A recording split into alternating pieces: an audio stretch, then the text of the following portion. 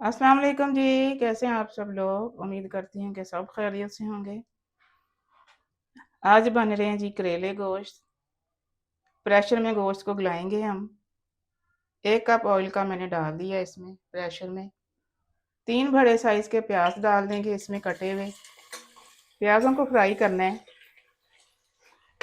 इस रेसिपी में प्याज ज़्यादा जाएंगे, इसलिए मैंने 3 बड़े साइज़ के प्याज डाले हैं इसमें।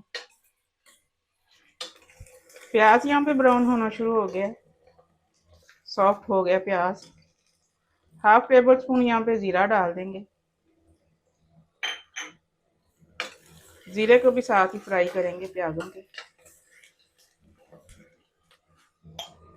साथ ही। 2 टेबल स्पून भर के लहसुन अदरक की पेस्ट शामिल कर देते हैं इसमें।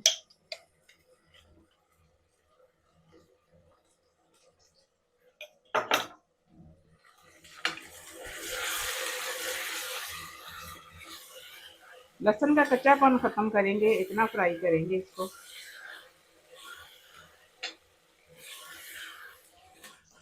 लहसुन अदरक फ्राई हो चुका है, गोश्त शामिल कर देते हैं। 1 किलो गोश्त डाल रही हूँ मैं इसमें, हड्डी वाला गोश्त है ये। गोश्त को फ्राई कर लेते हैं प्याजों के साथ ही। 5 से 6 मिनट हो गए हैं मुझे गोश्त को फ्राई करते हुए। अब यहाँ पे आधा गिलास पानी का शामिल कर देते हैं। 3 दरमियाने साइज के टमाटर कटे हुए हैं। 4 हरी मिर्ची हैं, ये डाल देते हैं इसमें। पिसे मसाले डाल देते हैं। 1 टेबल स्पून नमक है।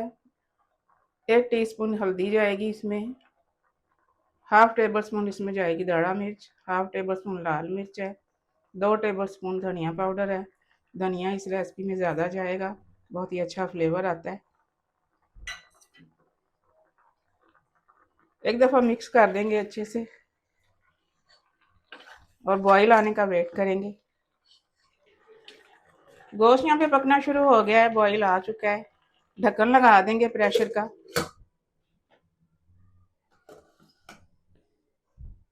वेट रख देंगे ऊपर। 1 सीटी बोलने के बाद 12 मिनट का टाइम नोट करेंगे। यहाँ पे पैन में मैंने ऑयल रख दिया गर्म होने के लिए। 2 कप ऑयल डाला मैंने इसमें। 1 किलो करेले हैं ये, छील के इस तरह से काटा है मैंने इनको। नमक लगा के आधे घंटे के लिए रख दिया था। अच्छी तरह से वॉश किया है, नमक निकाला है मैंने सारा। निचोड़ा है मैंने इनको अच्छी तरह से। फ्राई कर लेते हैं हम करेलों को।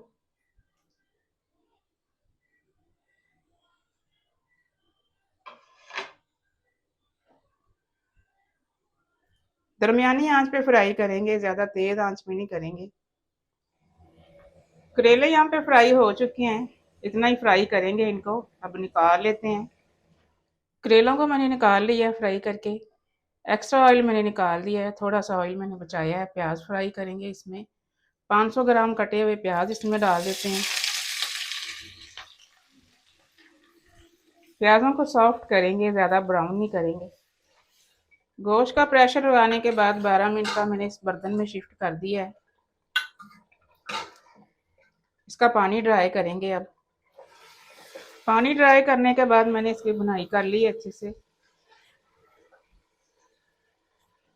ऑयल सेपरेट हो गया, ये देखें इस तरह से। अब यहाँ पे गरम मसाला डाल देंगे, हाफ टेबल स्पून इसमें पिसा हुआ। आंच स्लो करके इसमें 1 कप दही का शामिल कर देंगे।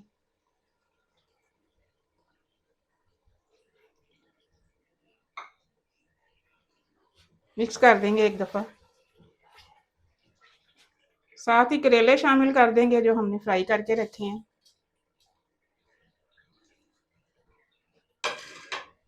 दही के साथ करेलों को थोड़ा सा पकाएंगे ताकि करेले सॉफ्ट हो जाएं। करेलों के साथ ही 2 बड़े साइज के छोटे कटे हुए टमाटर डाल देंगे इसमें। मिक्स करेंगे अच्छे से और थोड़ा सा पकाएंगे इनको। 6 से 7 मिनट मैंने पकाया है करेलों को दही के साथ। करेले सॉफ्ट हो चुके हैं। अब जो प्याज हमने फ्राई करके रखी है डाल देते हैं। प्याज डाल के मिक्सिंग करेंगे अच्छे से। मिक्स करके 10 मिनट के लिए दम लगाएंगे बिल्कुल स्लो आंच पे। 10 मिनट इसको दम लग चुका है, ढक्कन उठा देते हैं अब। मज़ेदार सा करेले गोश्त हमारा रेडी है। आप ये तंदूरी रोटी के साथ खाएं या चपाती के साथ खाएं, रायता सैलड बनाएं साथ में। इतना कमाल का ये करेले गोश्त बनता है। इस तरीके से प्लेटें भर भर के सारे खाएंगे। जो एक रोटी खाता है वो दो खाएगा, इतने कमाल के ये बनते हैं। मिलते हैं इंशाल्लाह अगली रेसिपी के साथ। दुआओं में याद रखिएगा। अल्लाह हाफिज़।